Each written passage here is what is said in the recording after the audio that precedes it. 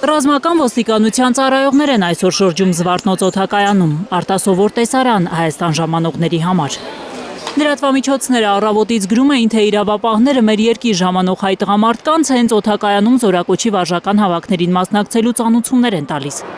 Օդակայանում խոսում են, թե ռազմական ոստիկանության խոշորացույցի տակ հիմնականում դաշնությունից ժամանած մեր քաղաքացիներն են։ Համ Հայաստանի, համ Ամերիկայի քաղաքացի ենք։ Հռոմից է Երևան եկել ԱՄՆ-ում ապրող այս տղամարդը, ասում է ռազմական ոստիկանության որևէ ծառայող իրեն չի մոտեցել։ Չէ, ընդհանրապես ոչ մի հարց բացարձակ։ Ստուգում են։ Մոսկվայից ժամանած մեր մյուս հայրենակցին ստուգել են ռազմական ոստիկանության ծառայողները։ Ես ոնց հասցա, ով ունի հայկական գражданство, չգիտեմ, այդ վայնի զբորների համար են անում, ինչ համար չգիտեմ, ճիշտ ասած։ Ինքը Ռուսաստանի քաղաքացիություն ունի, անձնագիրը ստուգելուց հետո բարի գալուստ են ասել։ Համոզվելով, որ դուք հայկական անձնագիր չունեք, նոր Հա։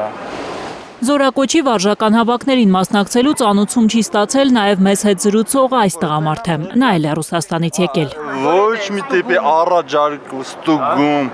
հարցաքննություն, ոչինչ չի եղել։ Կարծում եմ, թե պարզ ասեցի։ Իրեն միայն ընտրակաշարք վերցնելու հետևանքների մասին պատմող իրազեկման թերթիկ են տվել։ Ես էլ ընդ տվեցին, որ եթե կաշարք վերցնեք, գաղտնիություն, բան 5 տարի, 7 տարվա դատա ճղմթափում եմ։ Սուրեն Պապիկյանն էլ է հերքում տարածվող տեղեկությունը, թե ծանուցագրեր են տալիս օդային ու ցամաքային անցակետերով Հայաստան ժամանող հայ տղամարդկանց։ Ծանուցման համար կա կարգ։ Ծանուցումը սովորաբար լինում է ըստ այդ կարգի։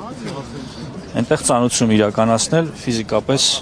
հնարավոր չէ։ Ուղիղ օդանավականում ոչ մեկին չեն կարող ծանուցագիր տալ։ Իսկ ինչ էին անում ռազմական ոստիկանության ծառայողները օդակայանում։ Պապիկյանը վստահեցնում է, ֆունկցիաներ ունեն, որոնք իրականացնում են ըստ անհրաժեշտության։ Կարող է լինել օպերատիվ ինֆորմացիայի հիման վրա, կարող է լինել այլ ֆունկցիոնալ պարտականությունների շրջանակներում, այդ թվում նաև հետախուզվող անձանց փնտրտուքի շրջանակներում։ Գայանե Մովսիսյան, Հայկ Ավանեսյան, Հենրիկ Համազասպյան, Հայլուր։